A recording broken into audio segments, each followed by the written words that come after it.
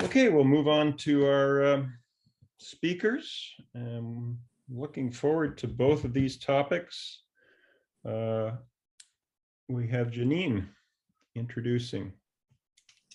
Arline Bronzaft and Keeta Jones are both involved with education and outreach related to sound, noise, health, education, and careers in acoustics. Both are involved with research, publishing, and presenting. Arline serves on several boards, including Right to Quiet, Grow NYC, and the Quiet Coalition. And she served as a counsel for 5 New York City mayors related to noise and sound and health. Keeta works as the education and outreach coordinator for the Acoustical Society of America, including organizing events where middle school students and also high school students, I think, learn about careers in acoustics, and those are really, really fun. I was privileged to be able to volunteer for one of them, and the Acoustical Society of America has their meetings all over the country, so these educational outreach meetings are all over. Arline also created a sound and noise module with the New York City Department of Environmental Protection. And that was just being rolled out, the first event for teachers in New York City in March of 2020. And seemingly at the very last minute, about 5 days before it was planned, it was canceled due to the COVID pandemic. And Keeta Jones was working on a project related to wearable sound level technology at around the same time when that project was put on hiatus due to the pandemic. And I'm going to let Arline begin, and we're just grateful for them and their willingness to present at this meeting. So without further ado, Arline Bronzaft. Thank you very much. It's a pleasure to be talking to you today and to the wide range of people that are participating. Now, I'm going to start by telling you I'm an environmental psychologist. And I know you're going to say, what is an environmental psychologist?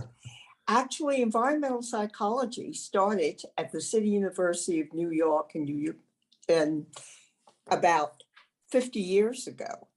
And what we realized is that the elements in the environment impact on our health and well-being, namely our psychological health and well-being. And at the same time, as human beings, we can impact on the environment around us, so that we began to explore how do human beings interact with their environment. Now, living in New York City, I taught at Lehman College, which is in the northern part of the Bronx, and I lived in Brooklyn, in the southern part of Brooklyn.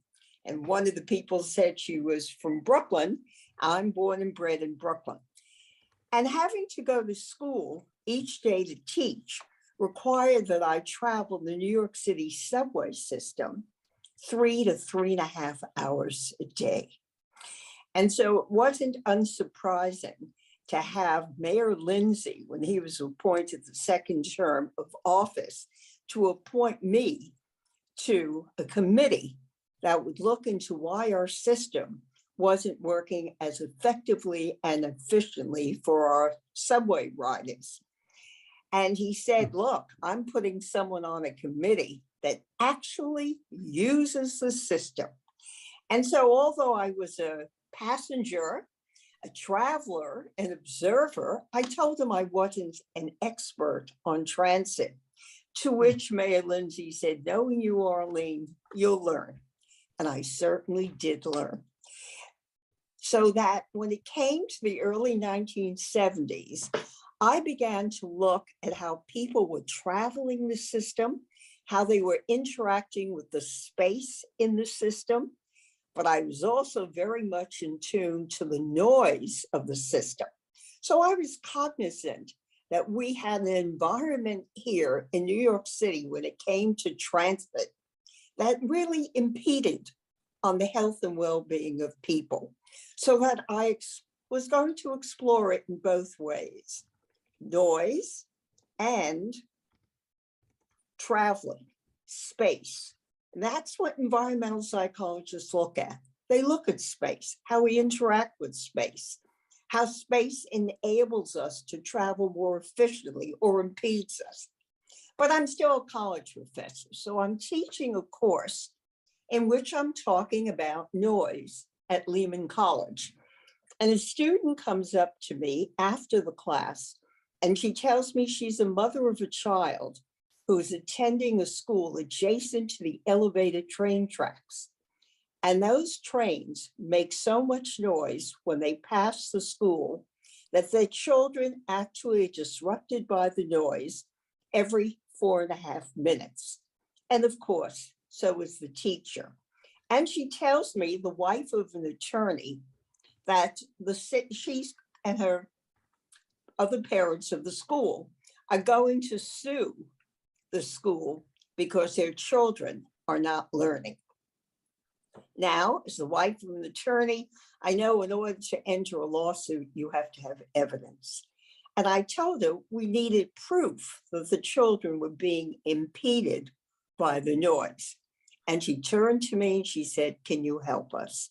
And that was the start of my research on the effects of transit noise on children's learning when they were sitting in a school next to an elevated train track. What was remarkable about this study, as some of my colleagues have told me, is that the school was divided. Half the classes on the quiet side, half on the noise side. They all came from the same neighborhood. They all took comparable courses. The teachers were teachers that were teaching. They were equal on both sides. It was sort of an ideal experiment. And the principal was an activist.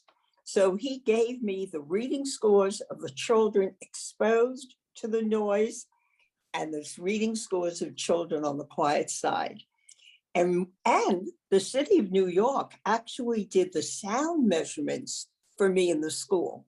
I'm not an acoustical engineer. Someone could have said, "Hey, Dr. Bronzaft, do you know how to do sound measurements?" Now, this was the 70s. I know you're going to say to me, "How'd you get all these people to be so cooperative?" I call all of that miracles. But when we looked at the reading scores of the children and compared those from the noisy side to the quiet side, we found that the children by the 6th grade were nearly a year behind in reading. And that was a significant finding. And today that study is referred to as the landmark study, the famous study, but it was a remarkable finding and it really stirred things up. Because the one thing I learned about noise is that while it affects all of us, when it affects children, people get far more disturbed. I also have to thank the media, the press. They picked up this study and they sent reporters to the school to interview the children, to interview the teachers. So the attention came from the parents, from the public, from the media, and from public officials. And so we enter another phase of miracle.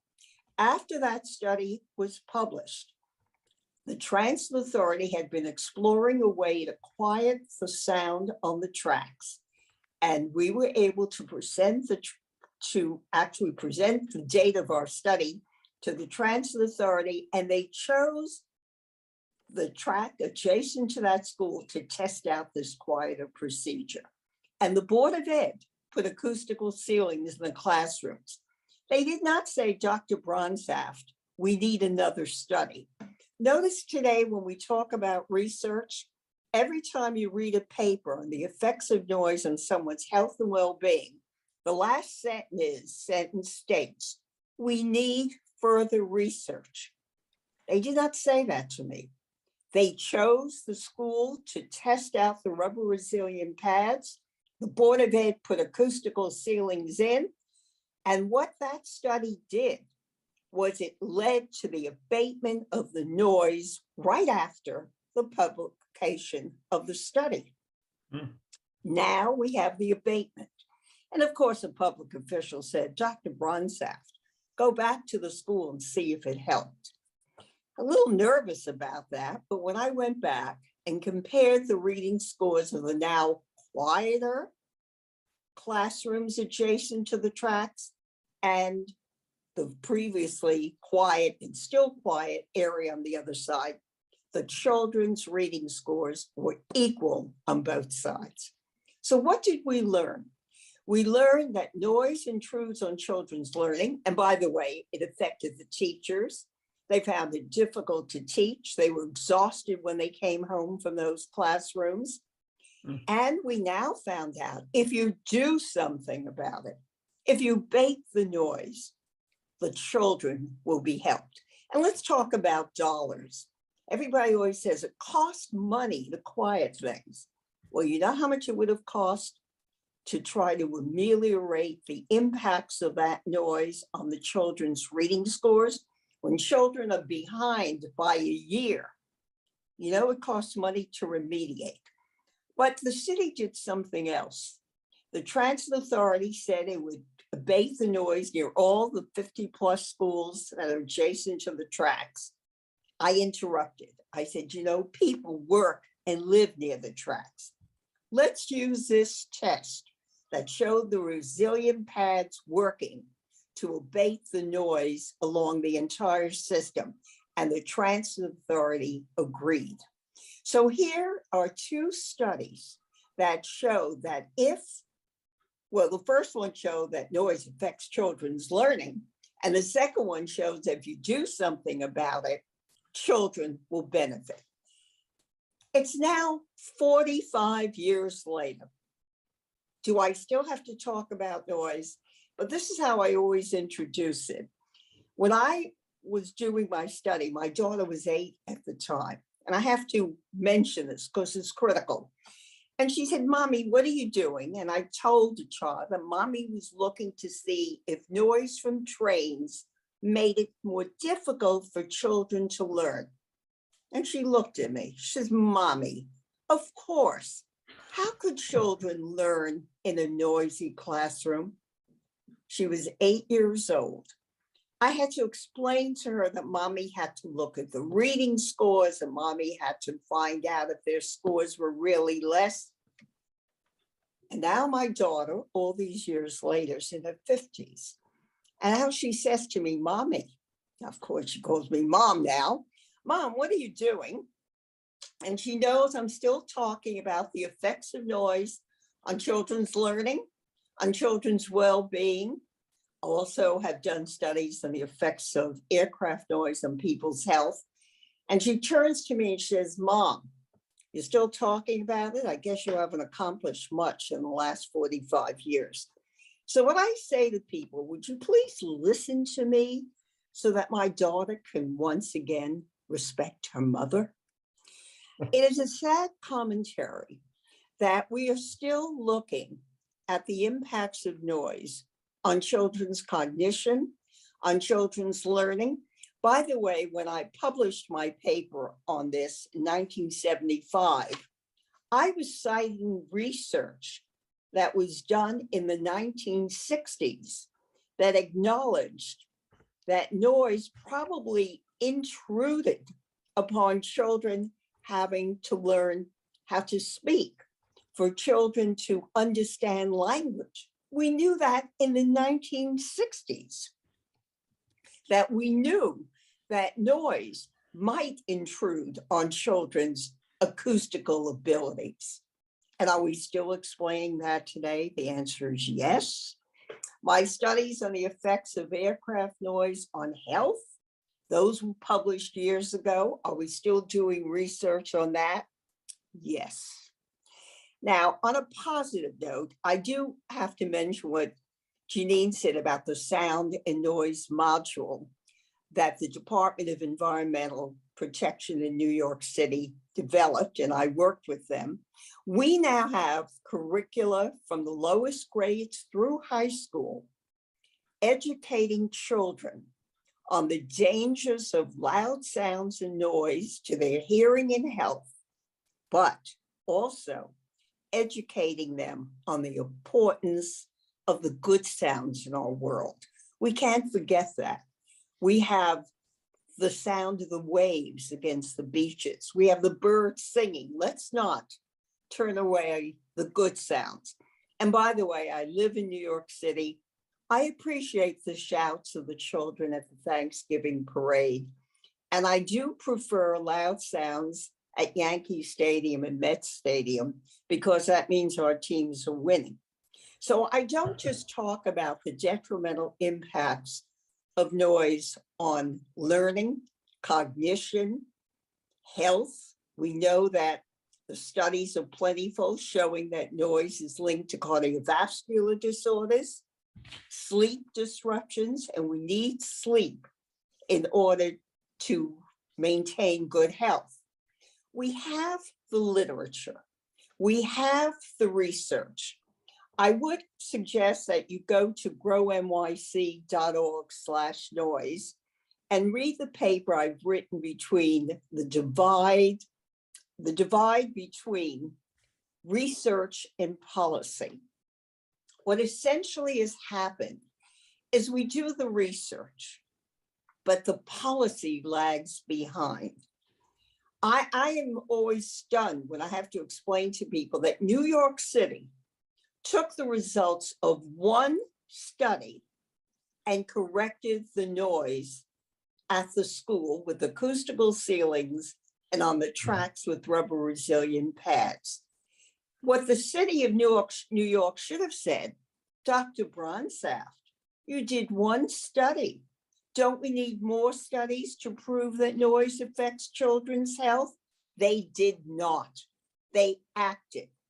And here we are all these years later.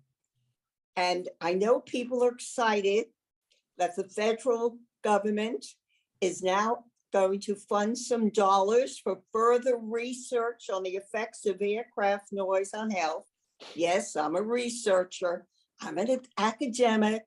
I like to do research, but there's a part of me that says we're excited about dollars to find out if noise affects people's health. Really? Don't we have a body of literature supporting that? Isn't it more important for action? Just as I was stunned when the Federal Aviation Administration came out with a report a couple of months ago that aircraft noise annoys people. Isn't that startling? Noise annoys people. We still need more research to demonstrate that noise has an adverse health impact. Well, how many more years are we going to do this? How many more years are we going to ask for more studies?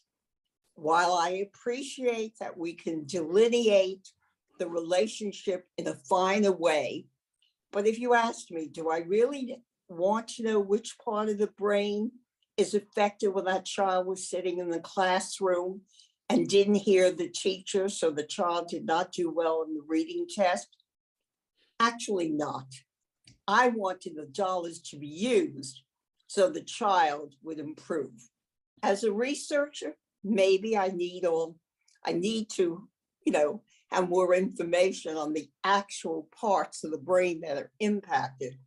But essentially what I want to tell everyone is we know that a noisy household can delay cognition, can delay speech, can delay reading.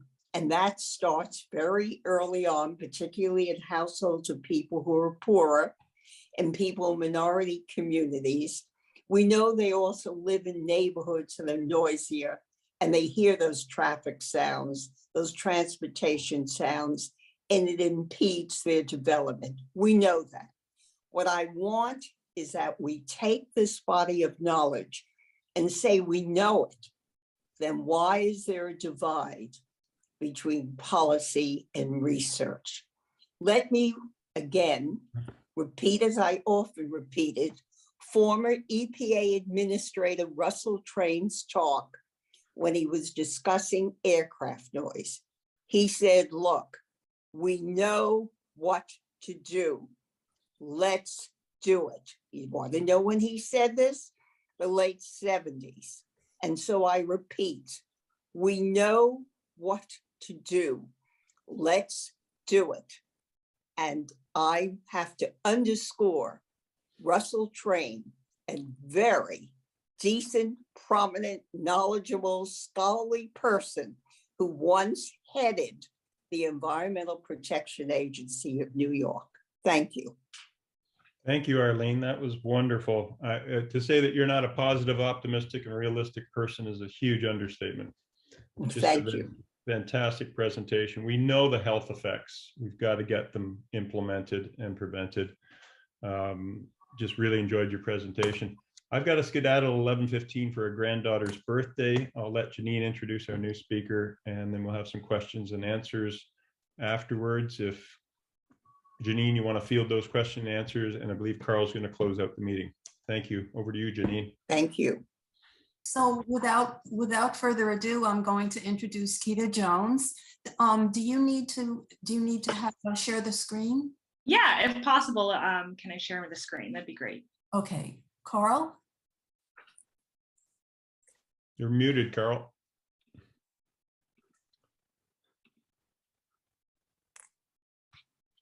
Carl, we need to share, Sorry we about need to that, share yeah. the screen with Okay, Keeta. so Keeta.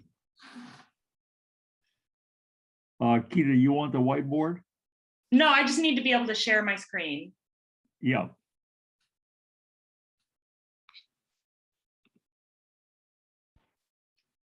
Let me check if I can. Oh, it looks like I can. Great. Can you see my There you go. screen? It's not my presentation mode, is it? Yes, it's Yeah. perfect. There. Yeah. Okay. Looks like I started on the second screen there. Apologies. So yeah, thank you everyone for inviting me and for having me here. I'm really happy to be here and tell you a little bit about ASA's noise awareness efforts. And I think following up on Arline is kind of a good fit because ASA is made up of a lot of academics and researchers and industry workers who are on the research side of things. And I'm the education and outreach coordinator. So I work with a lot of these researchers to try and get the research outside of the researchers community and into the public view. So first, I want to tell you just a little bit about where noise outreach efforts are happening, how it's kind of organized within ASA. You probably noticed that my work title has coordinator in it, so I'm not necessarily the lead of all of these various projects. I'm just aware of a lot of these moving parts happening within ASA. So there are a lot of technical committees. There are 13 technical committees, and I've just listed a few here that do tend to be quite involved with noise outreach efforts, but really all of acoustics kind of touches on this subject.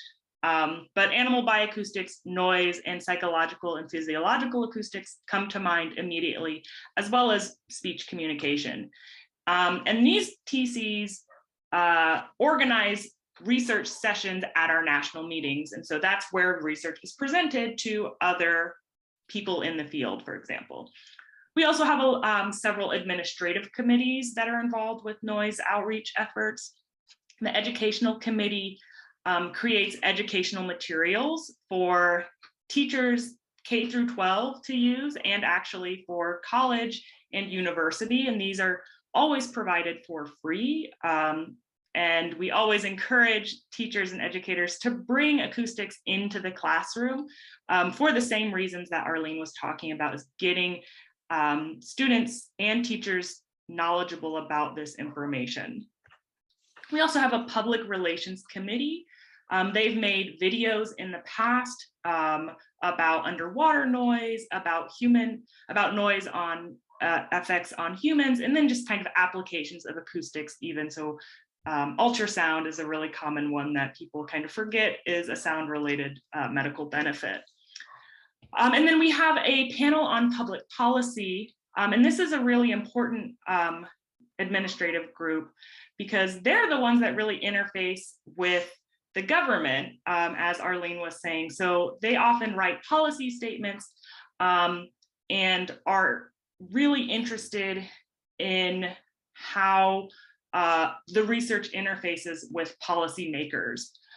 So for instance, we recently put out an acoustic hailing device policy statement, that's kind of a very researchy name, but the common word is acoustic weapon or sound weapon, sound cannons that are often used in crowds. And so ASA put out a policy statement saying, don't do that. And one that's in progress is a statement on acoustics and climate crisis, because acoustics can help us learn about the climate, but it can also help the climate in general. And we're also, the policy panel on public policy is also interested in justice and policing, particularly related to the use of noise in law enforcement practices. So in the United States, there's some evidence that communities of color are more likely to be targeted for violating noise policies than other communities. And so this is an unfair application of those policies. And so this panel is looking at those instances and how we can improve that application. We also have the ASA standards. So standards, specifications, terminology in the field of acoustical noise pertaining to methods of measurements, evaluation, and control. So the standards group, they're the ones that are trying to make these standards, improve these standards, so that when, say, future schools are being built, they have to follow the rules as to what Arline was mentioning, right? So we know that classroom standards matter in terms of how kids are learning. And there was an article that came out in Acoustics Today about the difference of taking measurements in an unoccupied classroom compared to an occupied classroom, because as you might imagine, they're very different. And currently the standards are for an unoccupied classroom in the United States. And so when kids are actually in there, it's much louder than that. And so they're actually failing the standards, they're failing the measurements when students are using the classrooms. So it's not a very good use of that. Compared to England, the UK, their building standards are for occupied classrooms, which makes sense. So ASA Standards is working on improving those kinds of discrepancies between what the research says and how we actually apply that information. And then we have publications. Again, this is more for the research community. This is new cutting edge research. But then Acoustics Today is public to anyone who wants to see it, and we often do publish noise related content there. And then we also have ASA student and regional chapters, and those are spread throughout the United States and actually internationally to help do education outreach on a more local basis within their communities.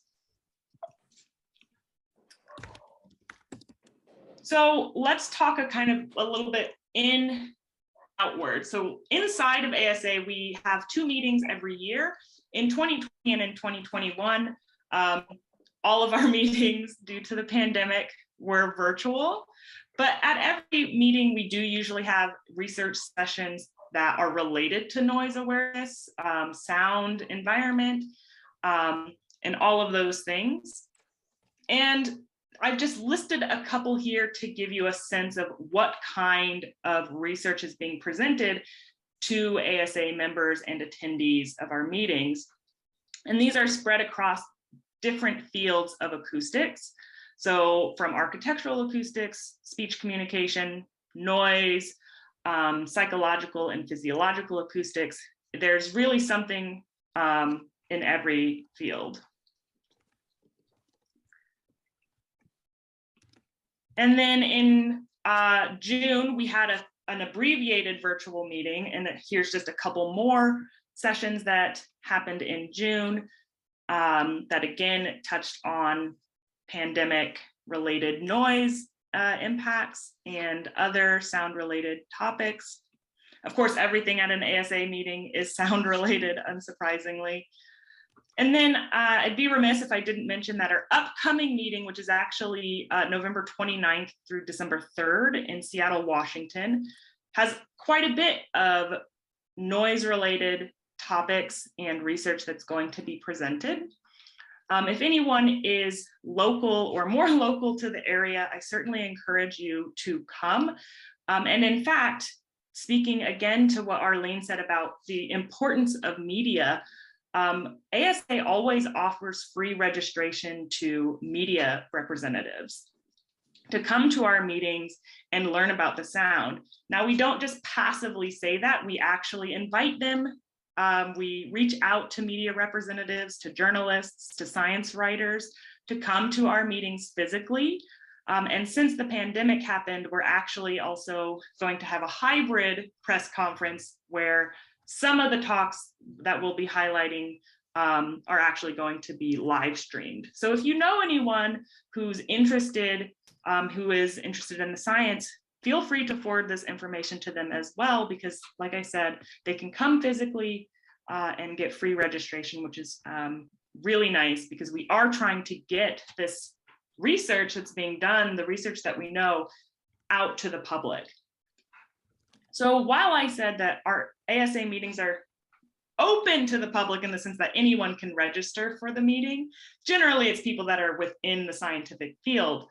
But at our meetings, we usually like to have some kind of outreach to the community. And so one of the things we're doing at this meeting in Seattle is we're doing a sound walk. And this will happen right after a session that's all about sound walks. And for the sound walk, everyone will visit locations, go on a walk around the hotel area where our conference is. And they're actually going to collect some physical acoustical sound level data and some perception data, and we're going to do some survey collection.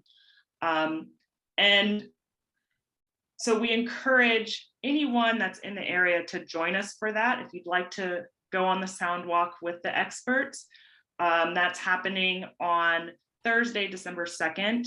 The sound walk is actually at about 3:30, and you can just meet outside the hotel if you'd like. But if you want specifics, just let me know and I can connect you to all of that.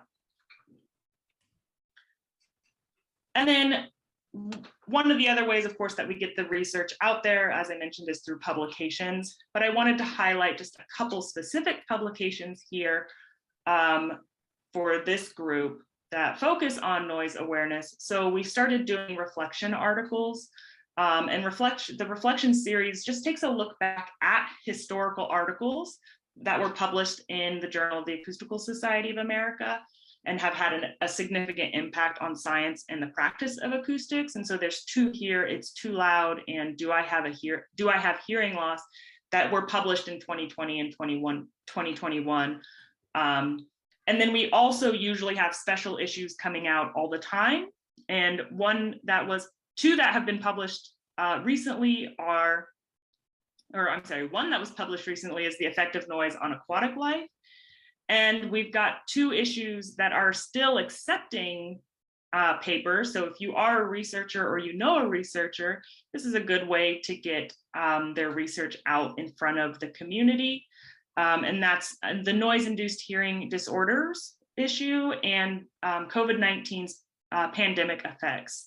That is an ongoing issue right now. There's lots of articles that have been coming out about how a lot of sound and noise has decreased throughout the pandemic, and the benefits that that's had on humans and animal life. So it's been actually kind of a silver lining of the pandemic is that it's gotten a lot quieter, and we can observe behaviors in animals that we had never really been able to observe because of how loud it was. And then, of course, Acoustics Today, I mentioned, is a free publication to anybody. It's our magazine, so it's kind of more for a general audience. And we actually have a specific collection of past articles that were written, so you don't have to search through all the back issues, about community noise and people. So if you're looking for a collection of articles that are pretty easy to digest and have summaries of research, that's a good place to start. So let's move away from kind of the things that are research and kind of inward facing to ASA to outward facing of ASA. So in 2020 and 2021, we did virtual and online programming. Prior to this, we did most of our outreach in person at our meetings and in other ways. But this time we had to do some creative thinking. So we had a social media campaign for World Hearing Day in March, where on Twitter we had a Jazza chat where people could interact with the editors and contributors of a special issue that was all about noise-induced hearing loss. So anyone on Twitter could actually talk to the editors if they had questions about hearing loss or noise-induced hearing loss specifically, what we can do, what we understand about it. It's really nice for the public to actually talk to the scientists and researchers sometimes, so that they have a sense that, one, researchers are people too, and they can feel like they're getting the right answer by asking an expert. It was pretty successful. So we're planning on doing some more campaigns like this on similar topics. For International Noise Awareness Day, both in 2020 and 2021, we had social media campaigns again. We encouraged people to just take a minute of peace and quiet. And this kind of is twofold. If you kind of just sit and listen, you'll notice sounds that maybe you don't ever notice are happening because you've got your TV on or your phone is playing music. So you can get a chance to hear what quiet sounds like, and quiet might not actually be that quiet in some sense. And so it gets people to think about what's happening in their soundscape, in their environment.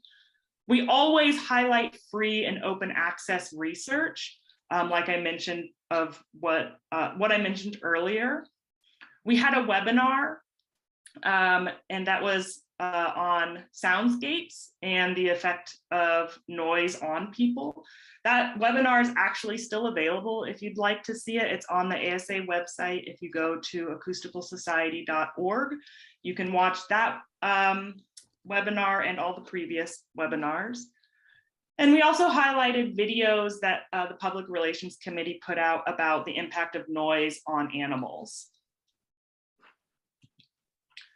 For National Protect Your Hearing Month in October, again, because we had to do things virtually, we had a social media campaign, but this time we specifically looked at highlighting hearing scientists. So we've had some interviews in Acoustics Today and some video interviews, so we highlighted those. And we also highlighted educational materials this time. So again, as I mentioned, we want teachers and educators to bring this material into their classrooms and get kids learning about it as early as they can, so that kids can also be agents in their own right and protect their own hearing and understand what they can do to change the environment around them. So let's get to the wearable sound level meter. This was a kind of big idea that came from the Noise Technical Committee to promote the International Year of Sound, which was unfortunately completely coincided with the pandemic. It was extended into 2021. And of course, the pandemic extended itself as well, unfortunately. But this idea was that this would be a wearable sound level meter. It would have a MEMS microphone. It would be calibrated to provide reasonably accurate and consistent measures, primarily for demonstration purposes. Not really at this stage, not really for legal or laboratory grade measurements. And the idea at this stage is to just increase awareness of sound and acoustics in everyday situations, because I think people can get a bit disconnected with just how loud our daily lives are. And so the idea was that somebody, a representative from ASA, would wear this device in public, and then they could do some educational demonstrations with the public, talk to people about what a decibel is, the dangers of noise exposure, talk about some of the limits, the NIOSH and OSHA limits that exist, get the awareness out there. And it would be kind of a fun, flashy way. So you see a picture of the device here. There'd be a screen that we can wear on our chest that would be the sound level meter, and it would have the decibel rating on it as well as a spectrum of that. So kind of just two visualizations of how loud the immediate environment is. And the microphone would be in the hat there at the top. And so, as you can see here, we did develop the prototype. We're in everything else that's not in a green check mark is basically in progress now. We didn't completely stop, but it's in progress. So we're testing and refining, we're developing protocols for the wearer. So what kind of demos could they do? How can they interact with the public? We want to produce and distribute physical devices, at least to the ASA chapters, so that ASA chapters will have the physical device. But our ultimate goal is to release the plans and the code so that anyone could build this. If you're familiar with Jolene, Jolene is a device that anyone can build on their own. It's kind of a mannequin. And what happens with Jolene is people put their headphones into Jolene, and Jolene will tell you how loud you're listening to your music and how it's probably damaging your hearing, but the code is all open. And so that's our hope, is that these would be relatively inexpensive devices for anyone to build and then do their own outreach and efforts to increase noise awareness. And so that's what we want to involve other acoustical societies worldwide. But one thing that I'm certainly going to do that I appreciate at the beginning of this talk is take this back to the Noise Technical Committee and maybe POP, the Panel on Public Policy, about other potential applications of such a device or a future device for actual use in, say, government or policing issues. So that's pretty much all I have for you today. I want to thank you again for inviting me here.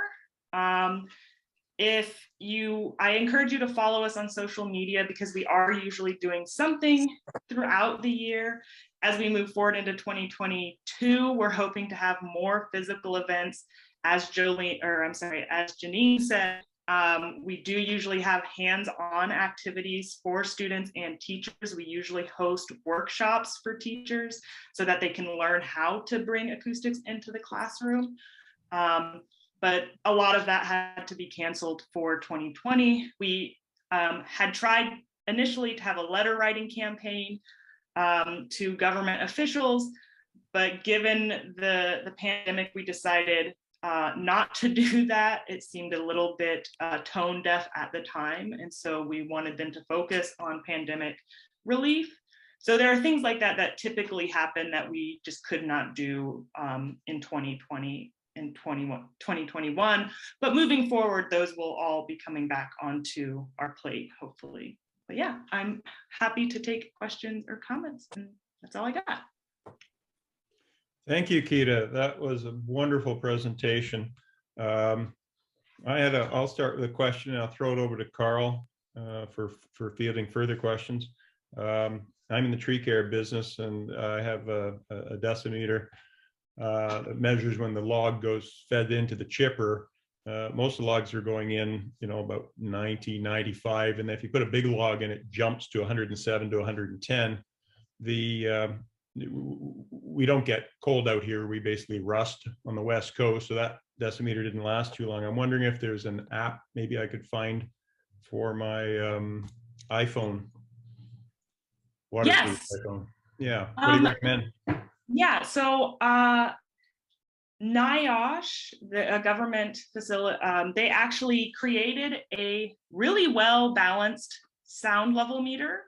I have to just get the app up on my phone, but it's free. You can download it. It's specifically for iPhone users.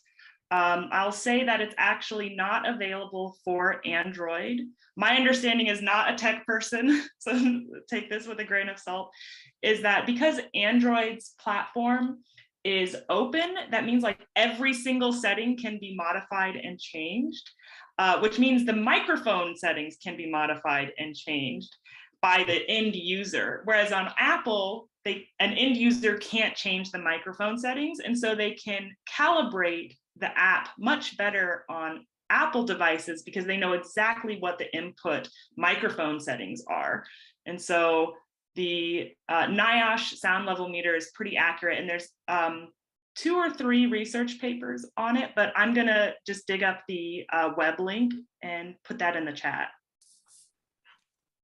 Excellent suggestion. I think it was the Quiet Coalition is trying to help find quiet places to dine. And the chap I talked to, he said, you don't necessarily have to go to the restaurant and have a meal. He said, you can walk in, use your leveler, and then walk out and then put it on the website. So that's a good way to help out that website. Carl, I'll let you field questions, and I'm going to skedaddle here in about 5 minutes. Go ahead, Carl, if you want to ask a question or field questions, I'll put it over to you. Thank you, Keeta. Okay. Well, thank you, everybody. Our excellent 2 speakers. And now, does anyone have a question right off the bat? I do. Yes, Janine. Keeta, I just want to ask you about, I know that you worked on a session that's on Friday at the ASA meeting in Seattle with speakers talking about the Year of Sound. It looks like such a fantastic session. My 2 questions are, would you just talk a little bit about what some of the presentations are? And my second question is there any chance that it might be recorded? Yeah, so the session that Janine is talking about, in case others aren't familiar, so like I said, 2020/2021 was the International Year of Sound, and it was a global initiative. And so there were a lot of organizations involved, ASA being one of them.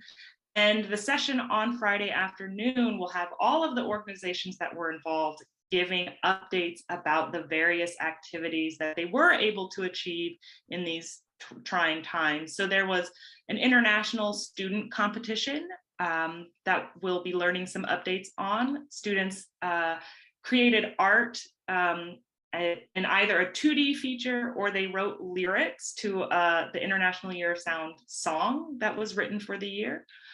Because as Arline had mentioned, there are good things about sound. We don't want to forget that we can also enjoy the sound around us. And so we wanted to have that component in the International Year of Sound.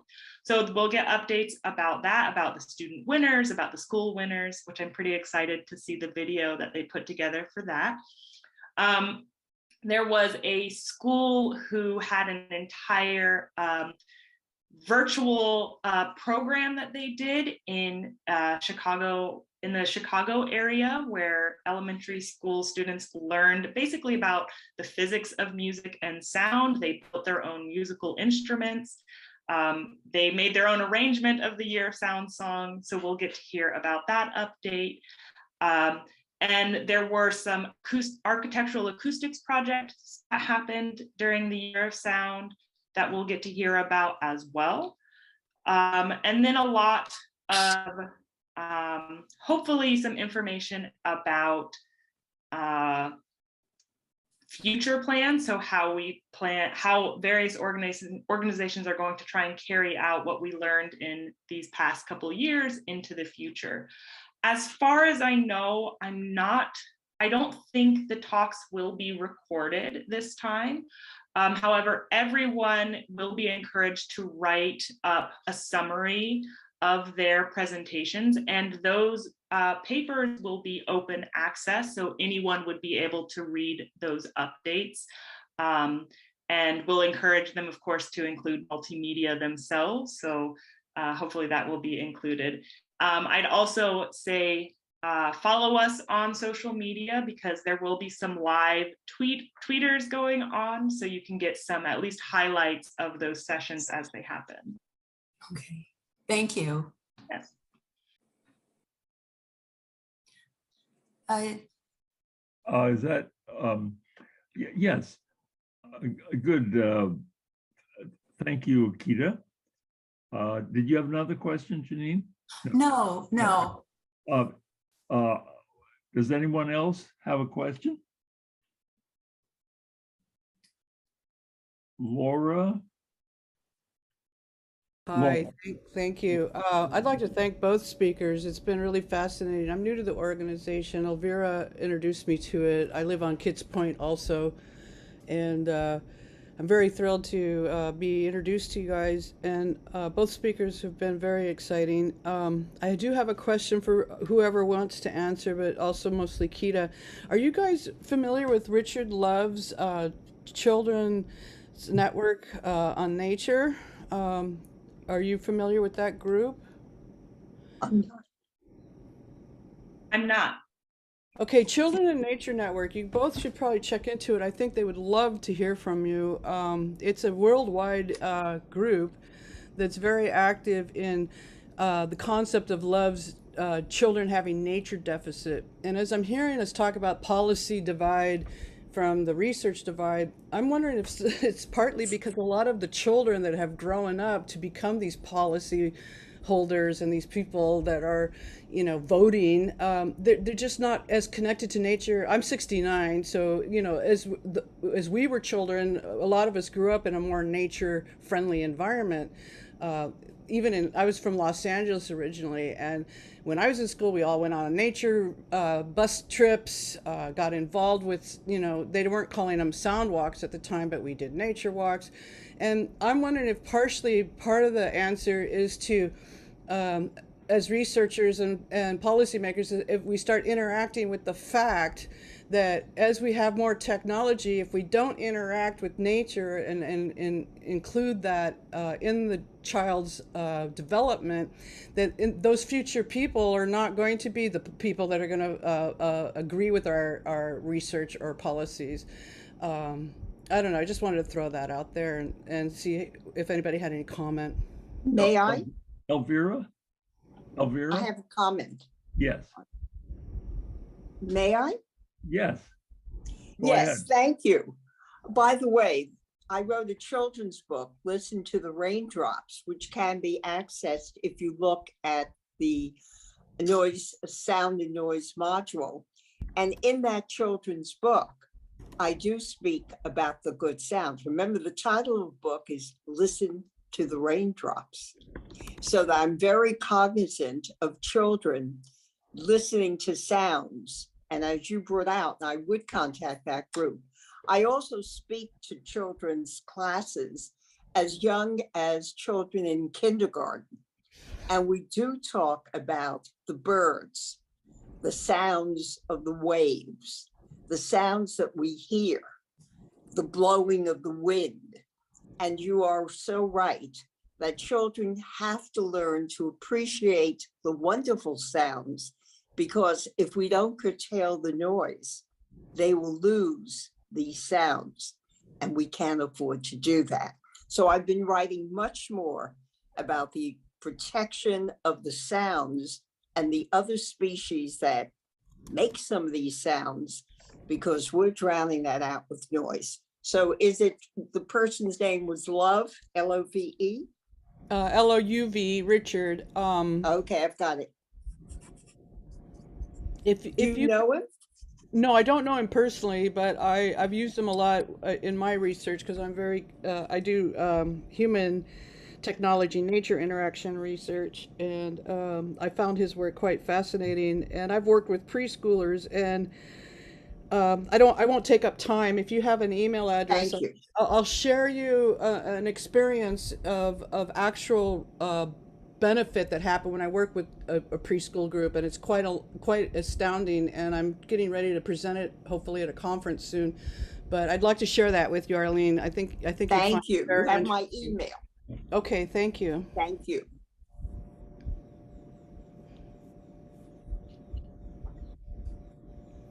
Yes. Are there any other questions? I have a sort of an unformed question. Sure. I'm going to put this question to Arline, and I'm thinking about the people in Washington Heights and Inwood and the struggles that they're having, as well as people that are having struggles with noise having to do with outdoor restaurants in New York City. And this is very New York City centric. In other parts of the country, there's outdoor dining that's kind of more civilized, but people are really struggling here because they put up something called dining sheds and they play music, and there's a lot of public drinking. And now, Keeta, you said that one of the committees that you're involved with has been doing some research on there being over enforcement in minority communities, but with my work as a 311, I worked for 10 months during the pandemic for 311, so I did get to field a lot of noise complaints, and a lot of research on noise, unfortunately, is based on 311 calls about noise, which is kind of also looking at complaint behavior, not necessarily looking 100% at the noise that's really happening. But I guess my question is to Arline, and also Keeta, do you find that there's some kind of nuance in this about the ideas of over enforcement versus under enforcement in minority communities? Because from what I hear from the activists in minority communities, there's under enforcement and people can't get the enforcement that they so desperately want. Does my question make sense? May I? Yes. Well, you know, now we've passed two bits of legislation in New York City that Kathy Hochul signed 2.5 weeks ago, which is real positive because it deals with noise. And one of those is called the Sleep Act, in which they are going to be looking at those motorcycles and those loud cars that are not quieter. They allow them to use their sounds as loudly. The key thing, of course, is enforcement. So you know that if the police have to enforce it, we may have not as much enforcement, but at least that is an awareness on the part of the state legislature in New York that people, and I've been working, as you know, with the people in Inwood and Washington Heights, and they are truly disturbed by those loud motorcycles and loud cars. So those are going to be in some way limiting. They're also going after the garages that may soup up their motors. So that at least is a positive sign. There's an awareness in New York City by our legislators. The other thing, you know, that we're looking into is putting up noise cameras to catch people. And that's a little trickier because noise cameras have been used in other cities in Europe, but the design of how we set it up is key. So there is an attempt to try to rein in the sounds that communities, and Inwood and Washington Heights is one of the communities. I've been dealing with people in Brooklyn as well. So that's sort of a positive sign. And as far as the sheds are concerned, there's been quite a bit of concern about the noise that's associated with outdoor dining. So that, I think, is being debated now at the city council. And we're hoping that noise is factored in and people begin to consider it. Let me just add, the second bill that was signed was transit noise. They're going to ask the Transit Authority to once again, as they had asked them in 1982, when they did have a mandate to try to quiet the trains. So I think by having two bills recently signed by a New York State governor, that's a positive sign. I know I'm supposed to be optimistic, but at least it's a positive sign that we're getting to be a little more aware of noise. I don't know if that helps. Yeah, and I was going to say, in regards to some of the just preliminary work that the panel on public policy has been doing, along with the committee to improve racial diversity and inclusivity on this front, has primarily been on the protesting side of things. So there were recently, well, this was now in 2020 during the Black Lives Matter movement, the unequal enforcement of policies was in particular to protesters. So noise policies were cited for reasons to arrest or to disperse protesters, primarily against Black Lives Matter protesters, that have not been and generally are not used against other types of protesters in the United States. And so this was the particular instance in terms of the right to protest in the United States, what the panel on public policy was looking at, because it's a slippery slope to say that protesting is too loud, therefore you're not allowed to do it, particularly when the only people you are telling not to protest are a minoritized group. So this is what the Committee on Improving Racial Diversity and Inclusivity, along with public policy, was looking at, because there are a bunch of proposals in the United States across all of the states and in various stages of progress, with language that vague and could incite things like noise. But this is the problem about the policy interface and noise regulations and policies. So ASA just wants to, one, keep abreast of these proposals that are going through local or state legislation processes, and inform them that it's very easy to disproportionately enforce such laws. And it might actually, it might not be advised to have that kind of information or those kind of qualifiers in the language altogether. Thank you. I'd like to make a comment for the Canadians here in the group. It just occurs to me, this discussion between you people from New York and the comparison of those comments with the kind of comments we have to make here in Vancouver. You're talking about details of all kinds of legislation and enforcement programs, whereas we're here in Vancouver, we're talking about trying to get any enforcement. We're living in two different worlds almost. We have so much. We're so far behind here in Vancouver.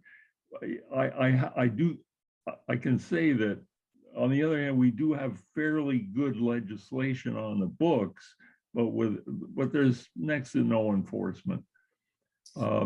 I have to say that New York is a very, very big city, and where I live, there's no enforcement on noise.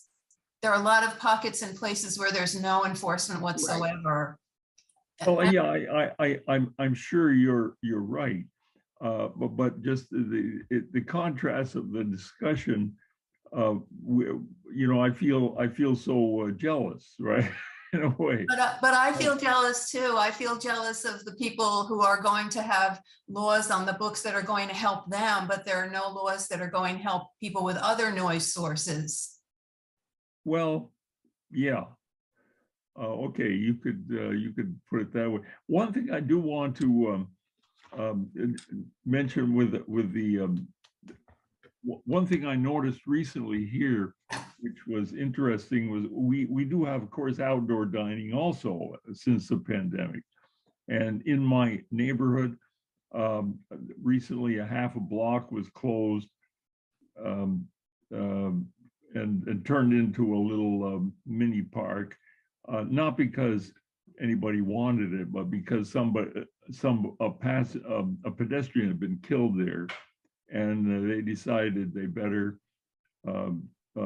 close that block. So anyway, here are the tables set out and signage put up by the city of Vancouver.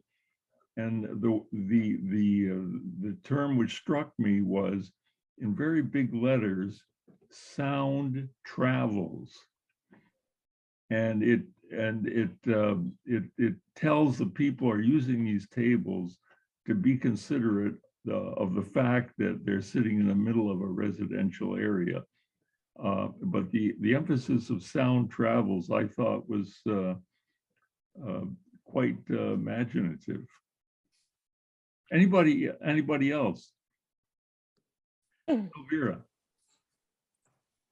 Am I Elvira okay? knows the problem. Yeah, well, carrying on from that, I've been participating in a lot of local workshops, suddenly all coming at once on Vancouver planning for increased density for the next 30 years. And so at every meeting, I'm making the point about, because they're talking about more outdoor spaces, but they're not talking about increasing park space, but outdoor space. So I keep making the point we need more parks, but also we need to have, if we have these outdoor spaces, they need to be quiet spaces. They can't suddenly become party zones, which is a big problem. So I think my message might be getting through to there's a group called the Vancouver Public Spaces Network, and who the guy that runs that is also a Vancouver city planner. So I'm hoping that, you know, I like the idea that they have the signs in these places or in that one space about sound travels, and we need, you know, signs like that at the beach. But also the protest problem. We've had a lot of protesters, anti-mask, anti-vax protests over the summer, and a lot of them have been in our parks, and that's created a big issue because they come in, they set up these huge sound stages and bring in bands and totally disrupt the neighborhood. So the Vancouver Park Board manager of permits, they're all unpermitted, talked to me about this problem, and he said that they got a legal opinion that the protesters can't violate the local laws like amplified music, and that was from a city lawyer. But then when they went to try and do anything at these protests, the police would not intervene. So we have a police force that really does not care about sound and sound issues. And I don't, you know, it's kind of ridiculous. But this, you know, it's not a, you know, they're not, you know, particularly poor areas, or I guess we don't, you know, these are in, you know, quite upper, you know, middle class areas, these protests, and they were ongoing all through the summer. So I don't know, you know, how we can resolve that. That's kind of what I meant about the nuance that, you know, it seems like there, but I do understand, Keeta, what you were saying. I just want to bring in one more small detail about New York City. So if anyone is too jealous, we have a lot of concentration on nightlife here, and talking about people partying in parks and partying in the street. I think there's talk or consideration, Arline might know more about it, of having a 24-hour nightlife or something like loosening the restrictions so there could be constant partying in the street. And it's so difficult to try and bring about awareness about sound levels because you seem like you're anti-fun. So one of the things that the COVID pandemic has brought about in some places, instead of bringing about more quiet, is it's just brought about more partying or more public partying. Mm-hmm. Yeah, that's happened in Kits, in Vancouver for sure, in the parks. Well, we also have that philosophy at the top of the municipal government, there's a dislike of, there's a use of the term no fun city to rationalize all kinds of things, including opposition to the fireworks ban. Right? That's pretty openly. Wouldn't you agree, Vera, that is? Yeah, for sure. That's part of the problem of trying to do anything about the illegal buskers or amplified music. Oh, you're no fun. You're no fun. We need to have fun. Yeah, for the people who are not familiar with Vancouver, you mentioned the Parks Board. We should tell you that it's very unusual here in Vancouver. We have a city council, of course, but we also have an elected Parks Board, which has enormous power. Some people even think, some people even consider it to be more powerful than the school board, which is also elected. I don't know how. I wouldn't agree that they're. No, I wouldn't agree, but it has been suggested, and the problem when Elvira or people associated with Elvira try to do anything, they're always up against the fact that the park board is autonomous, and the city council won't go near any problem that affects the parks. It's quite unusual. I don't think there's any other major city in North America that has this strange administrative setup. The problem, though, is when it comes to both the city and the park board, is neither enforce the noise bylaws. So, and then unfortunately, the park rangers don't have the authority, the actual authority to give out tickets. So the enforcement is non-existent, and the police who would have the authority to give out tickets are not, they don't really care. I see that Robert has his hand up. Oh, I didn't see him. I'm sorry. Go ahead, Robert. Okay, thank you. Just a comment, I'm aware of the time here and we probably want to adjourn. Yeah. But we've been talking a lot about environmental, community, political issues here. My cat is harassing me. And, you know, sound is really a part of a huge complex of issues, and it's important to focus on what we've been doing. And thanks to our speakers, you know, they're so alive and alert to other issues and the way life works and so on. But I think we have to be careful not to be too siloed in all of this. Just a comment. And I'll have to be leaving soon. Thanks a lot. Thank you. Agree 100% about the silos. Thank you so much.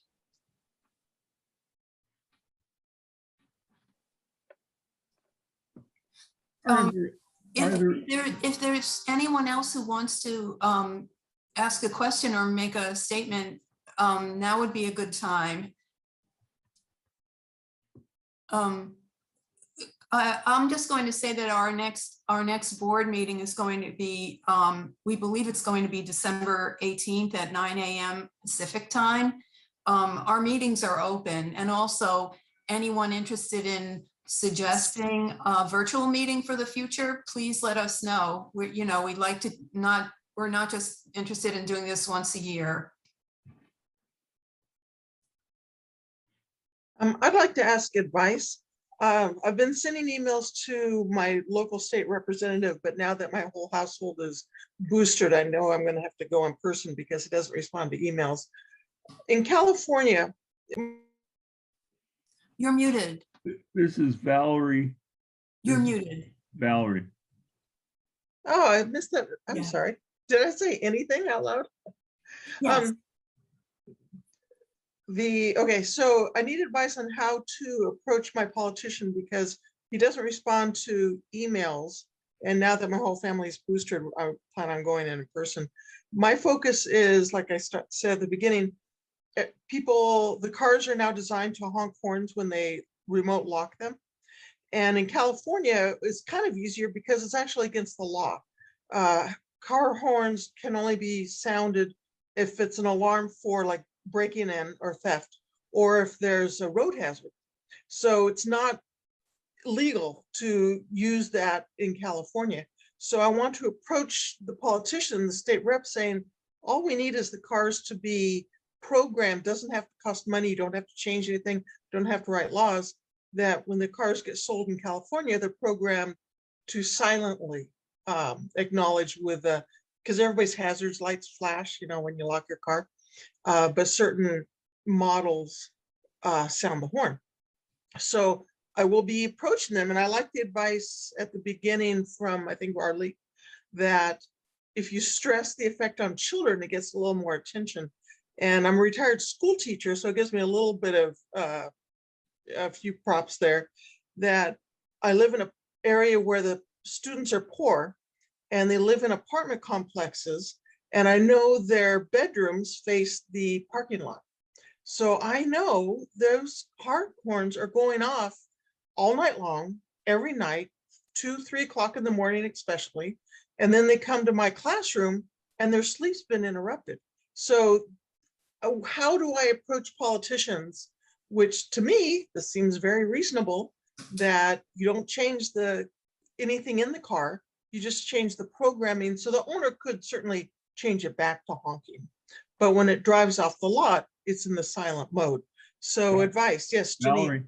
Valerie, you won't find anyone else on the planet who knows more about this issue than Janine Botta. Go ahead, Janine. I think that we should talk more about that offline, but I will say, just to summarize what Silence the Horns has done, is we tried to speak with someone at EPA. We tried to speak with someone at NHTSA. We spoke directly in a meeting with someone at Consumer Reports. There are other agencies that we tried to speak with about this, and we just butting our heads against the wall.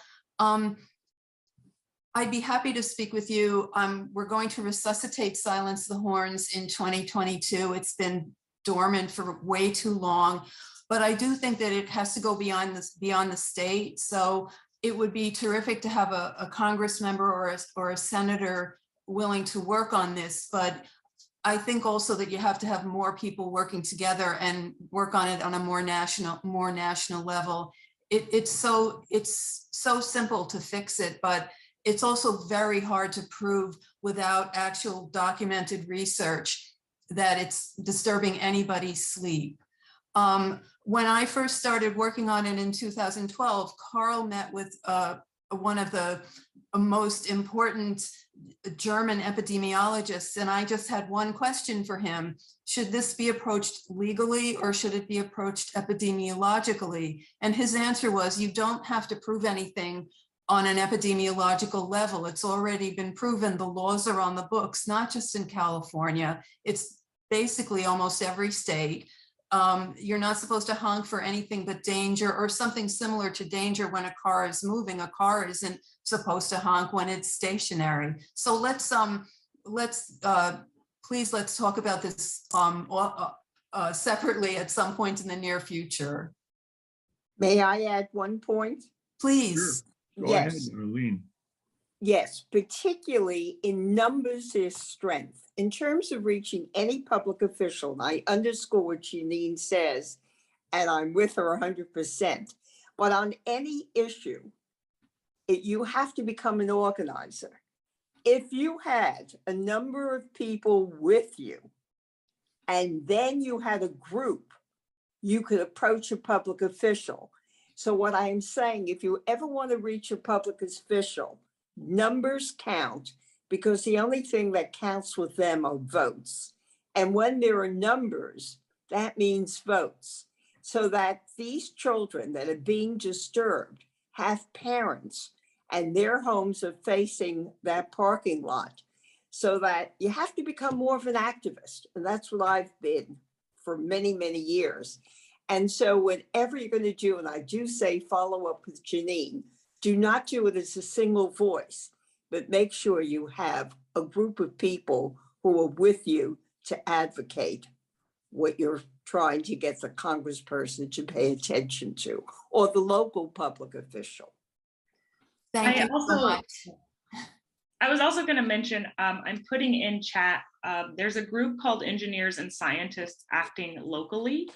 They have a lot of resources. They've got basically a playbook for going into and interacting with your local officials, your Congress representative. You know, it gives you some step-by-step guides specifically for how to do some grassroots movements. I agree with everything that's been said here from Arline and Janine, both. But if you're looking for just some reading materials and some information from other researchers, scientists about what they've done to get the ball rolling, to get some movement, I think this is another good place to start. Just in that sense, because it kind of helps you frame how you want to approach it. I attended a meeting that you recommended, and I still have my notes from it and a way to contact them. So that's a really great idea. And also, we don't have to reinvent the wheel. We already have some information. We just have to get back to it. Thank you so much. I guess we'll send out the Engineers and Scientists Acting Locally. If we can't get it into the chat right now, we'll send out a note afterwards to let everybody know how to access this on YouTube, and I'll definitely include that. I think we can wind up this discussion on the car horns by mentioning that to Valerie that a good place to start would be just that 30-second video, which is still online. Just go to silencethehorns.org. Silence the Horns, one word. It's worth looking at and showing your neighbors or friends or colleagues. Are there any other questions? We've had an extremely successful meeting, and we had two excellent speakers and a lively discussion, and I hope we met all your expectations. For those of you who are still here,